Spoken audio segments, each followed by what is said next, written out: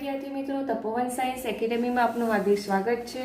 આજે આપણે ચેપ્ટર 2 માં ત્રીજી સૃષ્ટિ એટલે કે ફૂગ સૃષ્ટિ વિશે અભ્યાસ કરીશું। તો સૌથી પહેલા ફૂગ સૃષ્ટિના સામાન્ય લક્ષણો વિશે અભ્યાસ કરીશું। તમને જો એક્ઝામમાં પૂછાય કે ફૂગ સૃષ્ટિના સામાન્ય લક્ષણો વર્ણવો, કયા લક્ષણો? તો સામાન્ય લક્ષણો વર્ણવો, તો તમને જે એક્સપ્લેન હમણાં કરું છું તે લખવાનું રહેશે। તો જોઈએ તો ફૂગ એ વિષમપોષી સજીવોની આગવી સૃષ્ટિની રચના છે। આગવી એટલે કે એક યુનિક સૃષ્ટિ કે જેમાં બધા જ સજીવો કેવા હોય છે?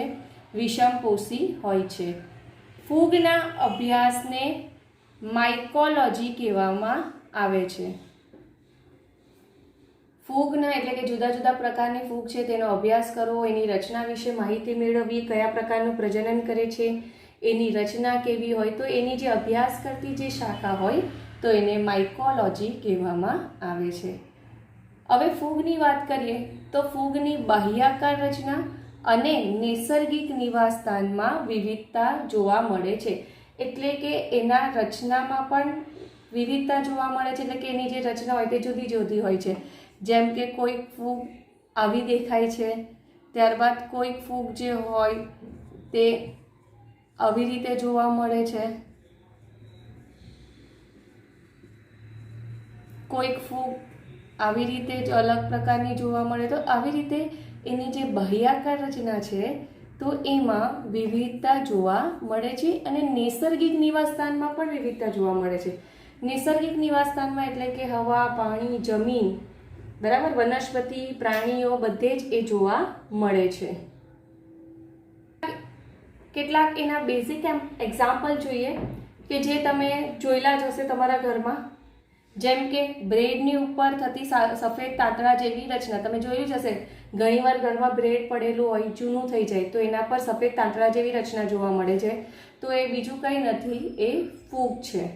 ઘણીવાર નારંગીમાં સડો લાગે છે, પોચી થઈ જાય છે, બ્રાઉન કલરની થઈ જાય, તો એ એકચ્યુઅલી એને શું થયેલું હોય? ફૂગ એમાં વિકાસ પામેલી હોય છે। ત્યારબાદ ખાવામાં ઘણા એવા લોકો જે છે તે ખાવામાં મશરૂમનો ઉપયોગ કરે છે કે જેને બેઝિકલી બિલાડીનો ટોપ પણ કહેવામાં આવે છે। તો આ મશરૂમ જે છે એટલે કે બિલાડીનો ટોપ જે છે તો એનો ખાવામાં કેમ ઉપયોગ કરવામાં આવે છે? એનો ખાવામાં ઉપયોગ એટલે કરવામાં આવે છે કે એનામાં પ્રોટીનનું પ્રમાણ ઘણું સારું એવું હોય છે, એટલે એ મશરૂમ જે છે તેનો ખાવામાં ઉપયોગ કરવામાં આવે છે। ઘણીવાર રાઈના જે પર્ણો છે તેના પર સફેદ ટપકા જોવા મળે છે, તો જે સફેદ ટપકા જોવા મળે છે એટલે કે ત્યાં શું હોય છે? તો ફૂગ હોય છે। ત્યારબાદ બ્રેડ અને જવમાંથી જે દારૂ બનાવવામાં આવે છે તો એ દારૂ અને બ્રેડ એ બનાવવા માટે ઈસ્ટનો ઉપયોગ થાય છે। ત્યારબાદ ઘઉંમાં એક પ્રકારનો રોગ ઉત્પન્ન કરે છે ફૂગ। કયો રોગ? તો ઘેરુનો રોગ। ઘેરુનો રોગ એટલે શું કહેવાય ખબર? કે જે પર્ણ હોય ને તે પર્ણ પીળા થઈ જાય છે, ક્યાં તો પછી બ્રાઉન કલરમાં ફેરવાઈ જાય છે, તો એ સમજવાનું કે એને ઘઉંને ફૂગનું ઇન્ફેક્શન લાગેલું છે। તો કયા ફૂગનું ઇન્ફેક્શન લાગેલું છે? તો એ ફૂગનું નામ છે પક્ષનીયા ફૂગ, કે આ જે પક્ષનીયા ફૂગ છે તેને કારણે આ ઇન્ફેક્શન થાય છે। ત્યારબાદ સૌપ્રથમ પેનિસિલિયમ ફૂગ છે તેમાંથી પ્રતિજૈવિક દ્રવ્ય બનાવવામાં આવેલું હતું। પ્રતિજૈવિક દ્રવ્ય એટલે કે તમને સિમ્પલી કહું તો એન્ટીબાયોટિક, આનું ઇંગ્લિશ થશે એન્ટીબાયોટિક। તો પેનિસિલિયમમાંથી પેનિસિલિન નામની એન્ટીબાયોટિક દવા બનાવવામાં આવી હતી। હવે આપણે એના નિવાસસ્થાનની વાત કરીએ। નિવાસસ્થાન એટલે ક્યાં ક્યાં જોવા મળે છે? ચાલો હવે આપણે જોઈએ નિવાસસ્થાન। નિવાસસ્થાન એટલે કે કઈ જગ્યાએ ફૂગ જોવા મળે છે? તો હવા, પાણી, જમીન, પ્રાણીઓના શરીરની ઉપર, ક્યાં તો પ્રાણીઓના શરીરની અંદર। ઘણીવાર શરીર આપણને ખોડો થાય છે તો એ ફંગલ ઇન્ફેક્શનના લીધે બી થાય છે। ત્યારબાદ દરાજ કે એક પ્રકારનું ફંગલ ઇન્ફેક્શન છે, અને વનસ્પતિઓમાં જેમ કે આ રસ્ટ છે, ગેરુ છે, તેવા વિવિધ પ્રકારના રોગ થાય છે। તો જ્યાં જેમ કે હુંફાળી અને જ્યાં ભેજવાળી જગ્યા હોય તો ત્યાં એ વિકાસ પામે છે। હવે આપણે વાત કરીએ એની દેહ રચના। દેહ રચના એટલે કે કેવા હોય છે? તો એમનો દેહ આવી રીતે તંતુમય હોય છે. સિવાય કે એક કોષીય ઈસ્ટ. ઈસ્ટ જે છે તો ઈસ્ટ દેખાવમાં આવી રીતે હોય છે. ઈસ્ટ જે છે તે આવી રીતે દેખાય છે, જેમ કે બેક્ટેરિયા દેખાય ને એવા ટાઈપમાં, બેક્ટેરિયા કરતાં કદમાં મોટા હોય છે. તો એના સિવાયની જે બધી ફૂગ હોય તો એ કેવી હોય છે, આવી રીતે તંતુમય હોય છે, કે જેમાં આ તાંતણા જેવી રચના દેખાય છે. આ લાંબી તાંતણા જેવી જે રચના છે કે જેને કવક તંતુ અથવા તો એને કવક સૂત્ર કહેવામાં આવે છે. ધારો કે આ એક ફૂગ છે કે જેમાં આ લાંબી પાતળી જે તાંતણા જેવી રચના જોવા મળે છે, તો એને કવક સૂત્ર અને અથવા તો એને કવક તંતુ કહેવામાં આવે છે. અને અહીંયા બીજાણુ આવેલા હોય છે. આની અંદર આ જે ફૂલેલો ભાગ છે કે જ્યાં બીજાણુઓ આવેલા હોય છે. ત્યારબાદ જે ફૂગ છે તો ફૂગ આવી રીતે જાળા સ્વરૂપે આ જે કવક સૂત્રો જે છે તે આવી રીતે ફેલાયેલા હોય છે. ઘણી બધી જે ફૂગ કોઈ પણ દિવસ આવી રીતે એકલી હોતી નથી, ઘણી બધી ફૂગ આવી રીતે હોય, એકબીજાની નજીક ગોઠવાયેલી હોય છે. તો એ આ જે કવક સૂત્ર જે છે તે ભેગા મળીને, બધા ફૂગના જે કવક સૂત્ર છે તે આવી રીતે ભેગા મળીને એક જાળા જેવી રચના કરે છે. આવી રીતે ભેગા મળીને જાળા જેવી રચના કરે કે જેને કવક જાળ કહેવામાં આવે છે. દેહ રચનામાં આપણે આગળ વાત કરીએ તો કેટલાક કવક સૂત્ર જે છે તે બહુકોષ કેન્દ્રી કવક સૂત્ર ધરાવે છે, જ્યારે કેટલીક ફૂગ કવક સૂત્રમાં આડા પડદા કાં તો ત્રાસી દિવાલ ધરાવે છે. એટલે કે ધારો કે આ કવક સૂત્ર છે તો કેટલીક ફૂગ જે હોય તેમાં કવક સૂત્રમાં આવી રીતે પડદા હોય છે, ક્યાં તો પછી આવી રીતે ત્રાસી દિવાલ આવેલી હોય છે. અને આ જે પડદા છે તે કોષ કેન્દ્રને કેવા કરે છે, અલગ પાડે છે. પણ ઘણા ફૂગની કવક સૂત્ર જે હોય તેમાં પડદા જોવા નહીં મળે, પરિણામે કોષ કેન્દ્ર જે છે તે છૂટા પડતા નથી. પરિણામે આ જે કવક સૂત્ર છે તે કેવા દેખાય છે, એમાં કોષ કેન્દ્ર કેવા હોય છે તો બહુકોષ કેન્દ્રી હોય છે. બરાબર, એટલે કે પડદાની ગેરહાજરીના લીધે આ જે કવક સૂત્ર છે તે બહુકોષ કેન્દ્રી કવક સૂત્ર ધરાવે છે એવું કહેવાય. અને ત્રાસી દિવાલ અથવા તો પડદાની આડા પડદાની હાજરીના લીધે બધા કોષ કેન્દ્ર કેવા છૂટા પડે છે, એટલે એને કેવું કહેવાય, એક કોષ કેન્દ્રી કવક સૂત્ર કહેવામાં આવે છે.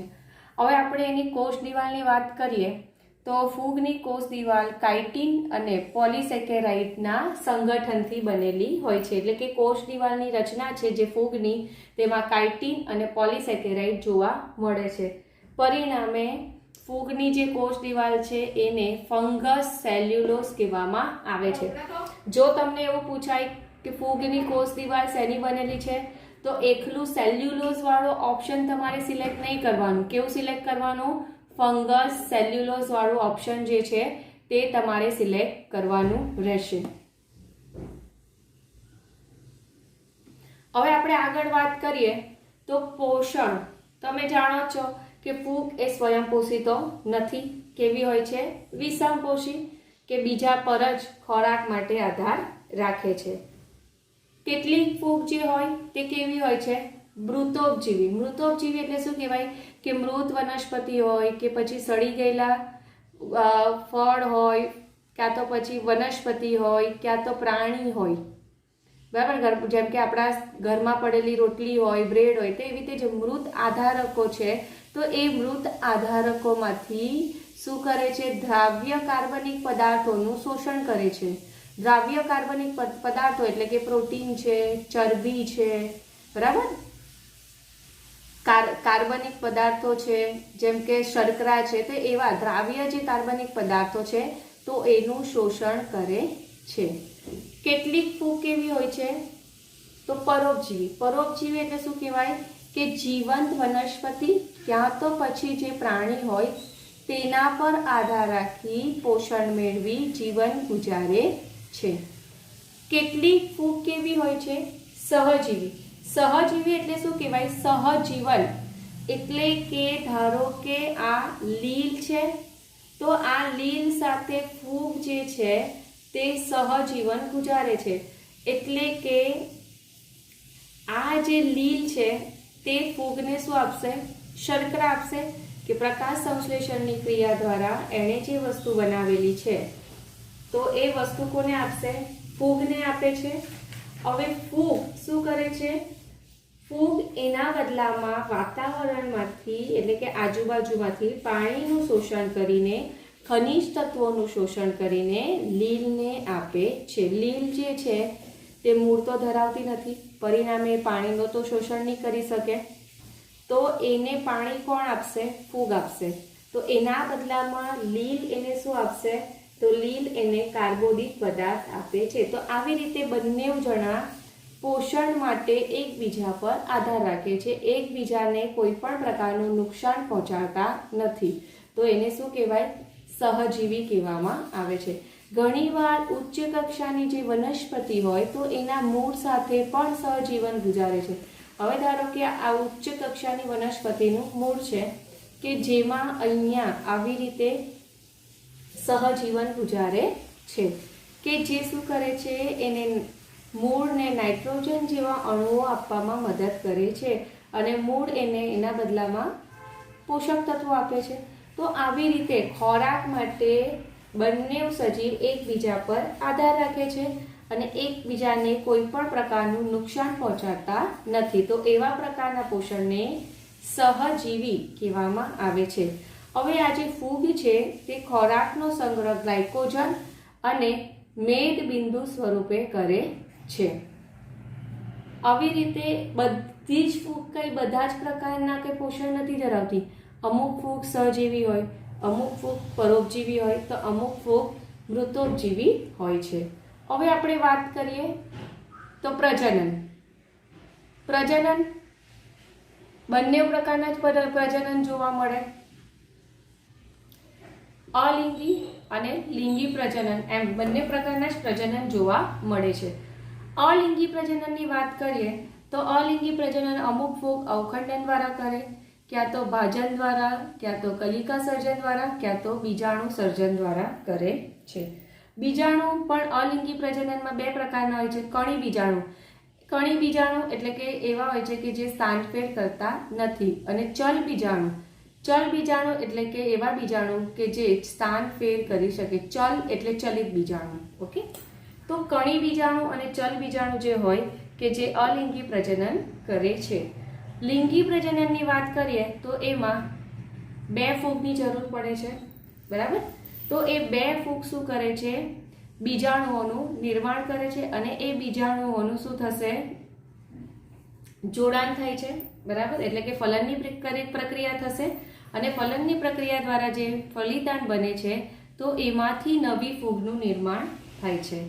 તો જુદા જુદા જે ફૂગ હોય, ફૂગ કોઈ પણ દિવસ એક જ પ્રકારની તો હોતી નથી, તો જુદા જુદા પ્રકારની જે ફૂગ છે તો એમાં જુદા જુદા પ્રકારના બીજાણુ જોવા મળે છે. એટલે કે જુદી જુદી ફૂગમાં બીજાણુઓના નામ અલગ અલગ છે. અંડ બીજાણુ, ધાણી બીજાણુ, પ્રકણી બીજાણુ દ્વારા એ લિંગી પ્રજનન કરે છે. એટલે કે તમારે એ રીતના યાદ રાખવાનું કે જુદી જુદા ફૂગ છે તો એમાં જે બીજાણુઓ ઉત્પન્ન થાય છે તો એના નામ અલગ અલગ છે. અંડ બીજાણુ, ધાની બીજાણુ, પ્રકણી બીજાણુ, એવી રીતે જુદા જુદા પ્રકારના બીજાણુઓ દ્વારા ફૂગ જે છે તે લિંગી પ્રજનન કરે છે. તો હવે આ બીજાણુઓ ક્યાં ઉત્પન્ન થાય છે? કે ધારો કે આ ફૂગ છે તો ફૂગમાં આ જે રચના જોવા મળે છે તેને કહેવાય ફળકાય. હવે આ ફળકાય કે જેમાં વિવિધ પ્રકારના બીજાણુ ઉત્પન્ન થાય છે. ઘણામાં બીજાણુ શરીરની અંદર ઉત્પન્ન થાય. આ ફળકાયની અંદર બીજાણુ જોવા મળે કે જેને અંતઃ બીજાણુ કહેવામાં આવે. ઘણી જે ફૂગ હોય કે જેમાં બીજાણુ આવી રીતે બહાર જોવા મળે. ઘણામાં અંદરની તરફ જોવા મળે, તો ઘણી ફૂગમાં આવી રીતે બહારની તરફ બીજાણુ જોવા મળે છે। આ જે લિંગી પ્રજનન ફૂગ કરે છે તો એ લિંગી પ્રજનનમાં 3 તબક્કાઓનો સમાવેશ થાય છે। તો કયા 3 તબક્કા? તો પહેલા જીવરસ સહયુગ્મન કે જેને પ્લાઝ્મોગેમી કહેવામાં આવે છે, કોષ કેન્દ્ર સહયુગ્મન કે જેને કેરિયોગેમી કહેવામાં આવે છે, અને અર્ધીકરણ કે જેને મિયોસિસ કહેવામાં આવે છે। તો આ 3 તબક્કામાંથી લિંગી પ્રજનન જે ચક્ર જોવા મળે છે। તો પહેલા તબક્કાની આપણે વાત કરીએ કે જીવરસ સહયુગ્મન। તો ધારો કે આ 2 બીજાણુઓ છે। હવે આ બીજાણુઓ જે છે 2 બીજાણુઓ, કારણ કે લિંગી પ્રજનનની વાત કરીએ કે જેમાં 2 બીજાણુનો સમાવેશ થાય, તો આ જે 2 બીજાણુઓ છે તો એ ચલિત પણ હોઈ શકે ક્યાં તો અચલિત પણ હોઈ શકે, બરાબર। હવે લિંગી પ્રજનનમાં જ્યારે એ બીજાણુ છે તો એ બીજાણુની જગ્યા પર જન્યુ શબ્દ પણ વાપરી શકો, બરાબર। તો આ જે 2 જન્યુ છે તો એ 2 જન્યુ ચલિત પણ હોઈ શકે કાં તો અચલિત। ચલિત એટલે કે એ કશા ધરાવશે એટલે કે સ્થાન ફેર કરી શકે, અચલિત એટલે કે એક જ જગ્યા પર પડ્યા રહેશે। એ જો પાણીમાં જતા હોય તો પાણી જે દિશામાં વહન પામશે તો એ દિશામાં એ આગળ વધે છે। પોતાની જાતે સ્થાન ફેર ન કરે તો એને શું કહેવાય? અચલિત। તો આ જે 2 જન્યુઓ છે તો એની અંદર જોવા જાય તો આવી રીતે જીવરસ રહેલા હોય છે। તો સૌથી પહેલા શું થશે? બંને જન્યુઓનું જોડાણ થાય। તો જોડાણ થાય તો જેમાં સૌથી પહેલા શું થશે? તો સૌથી પહેલા બંને જન્યુઓના જીવરસનું જોડાણ થશે। આવી રીતે શું થાય? બંને જન્યુઓના પહેલા જીવરસનું જોડાણ થાય છે, એટલે કે કોષરસનું જોડાણ થાય કે જેને જીવરસ સહયુગ્મન કહેવામાં આવે છે। ત્યારબાદ આગળ જતા હવે આ જોઈ શકો છો, આ જન્યુ પોતાનો કોષ કેન્દ્ર ધરાવે, આ જન્યુ પોતાનું કોષ કેન્દ્ર ધરાવે। તો હવે આ જીવરસનું જોડાણ થયા બાદ કોષ એક જ કહેવાય છે, બરાબર। પણ એની અંદર કેટલા? 2 કોષ કેન્દ્ર આવેલા હોય છે। તો હવે શું થશે? આ બંને કોષ કેન્દ્રનું જોડાણ થઈ ગયું, બરાબર। પરિણામે હવે આપણને જે ફલિતાંડ છે તો એ ફલિતાંડમાં એક જ કોષ કેન્દ્ર જોવા મળે છે। ત્યારબાદ તો આ જે કોષ કેન્દ્રનું જોડાણ થાય તો એને શું કહેવાય? કોષ કેન્દ્ર સહયુગ્મન કહેવામાં આવે છે। ત્યારબાદ આ જે ફલિતાંડ છે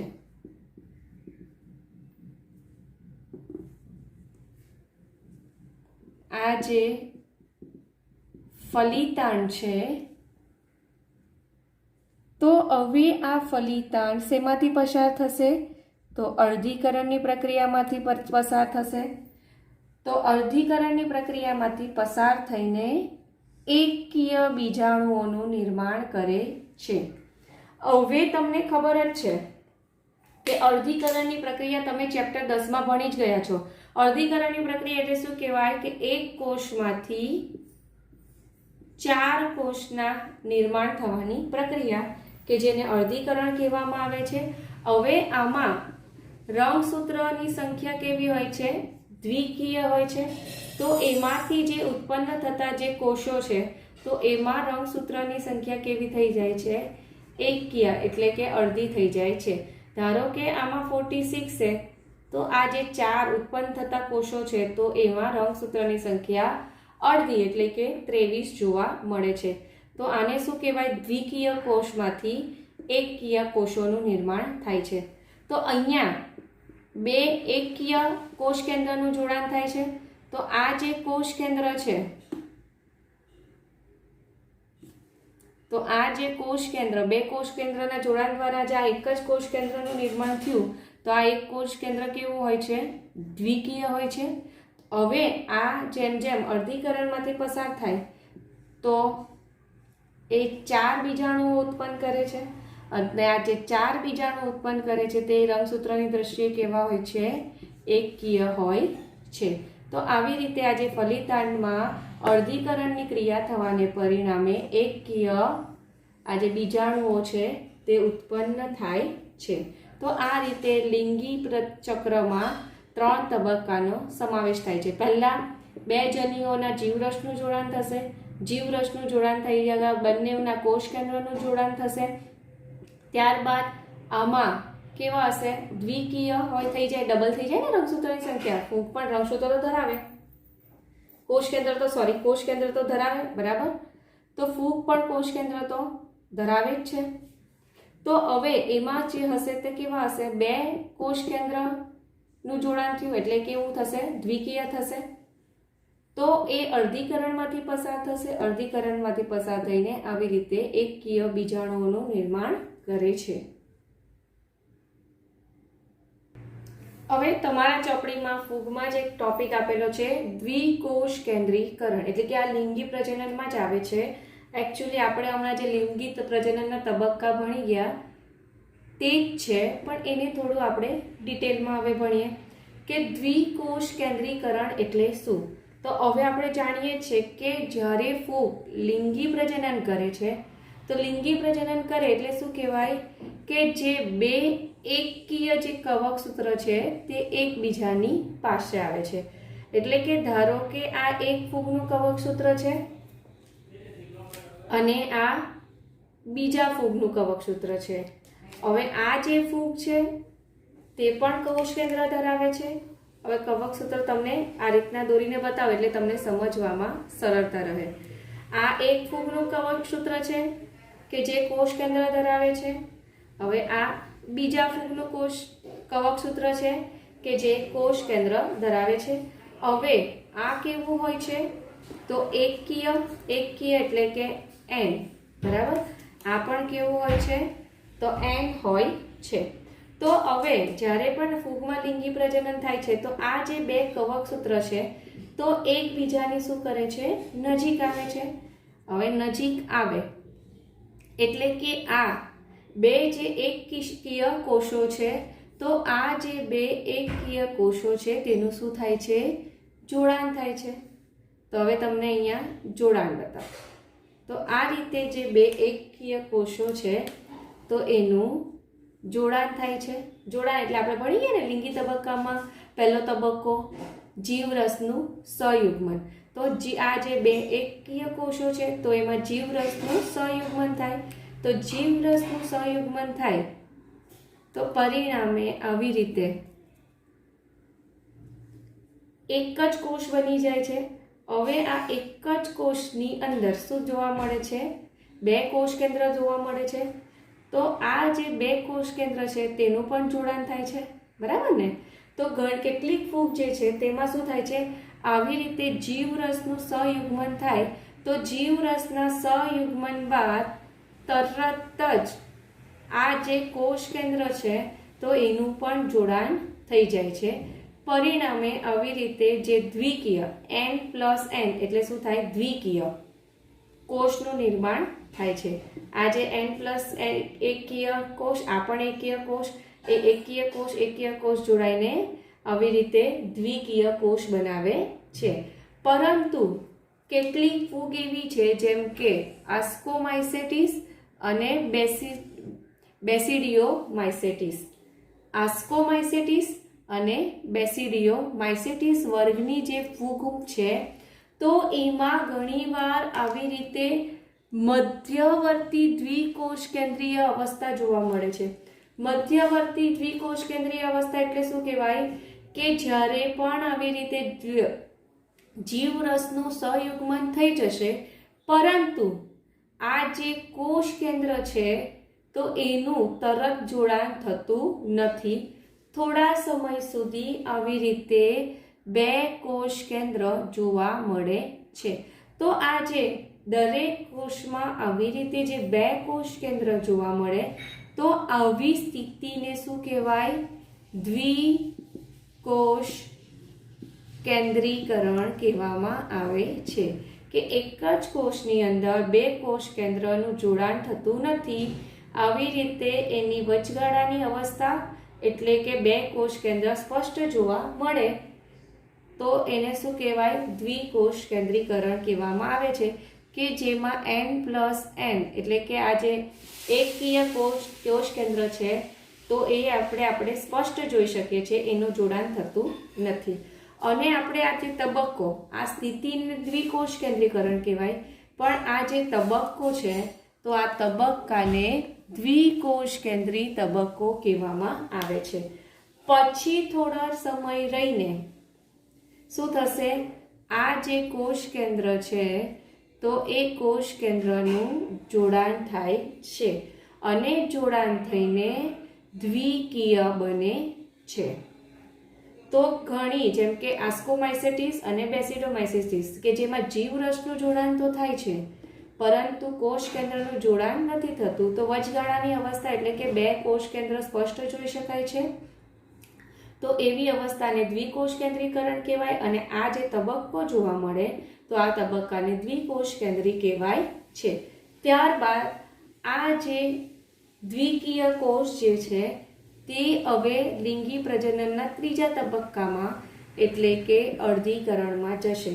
જ્યારે આમાં શું થશે, મોટાભાગની ફૂગમાં શું થાય, જીવરસનું જોડાણ થઈ જાય તો તરત જ આવી રીતે કોષ કેન્દ્રનું જોડાણ થઈ જાય, અને કોષ કેન્દ્રનું જોડાણ થઈ જાય એટલે તરત જ કોષ જે છે તે અર્ધીકરણમાં જાય છે.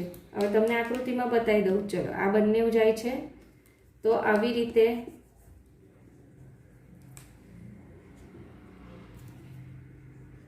બરાબર. તો અહીંયા તમને હવે શું થશે, મોસ્ટલી ફૂગમાં આ બંને જે છે તરત જ કોષ કેન્દ્રનું શું કરે છે, જોડાણ કરીને દ્વિકીય અવસ્થામાં જતા રહે છે અને તરત જ ત્યારબાદ એ અર્ધીકરણમાં જાય છે. જ્યારે આ બે વર્ગની ફૂગ છે કે જેમાં આવી રીતે વચગાળાની સ્થિતિ જોવા મળે છે કે તરત જ કોષ કેન્દ્રનું ફ્યુઝન થતું નથી, તો એને દ્વિકોષ કેન્દ્રીકરણ કહેવામાં આવે છે.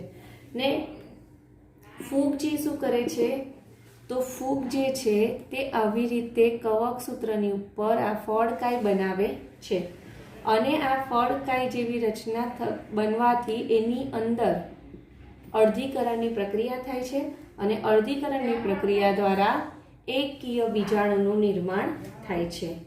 તો અહીં તમારો ફૂગનો સામાન્ય લક્ષણનો ટોપિક પૂર્ણ થાય છે.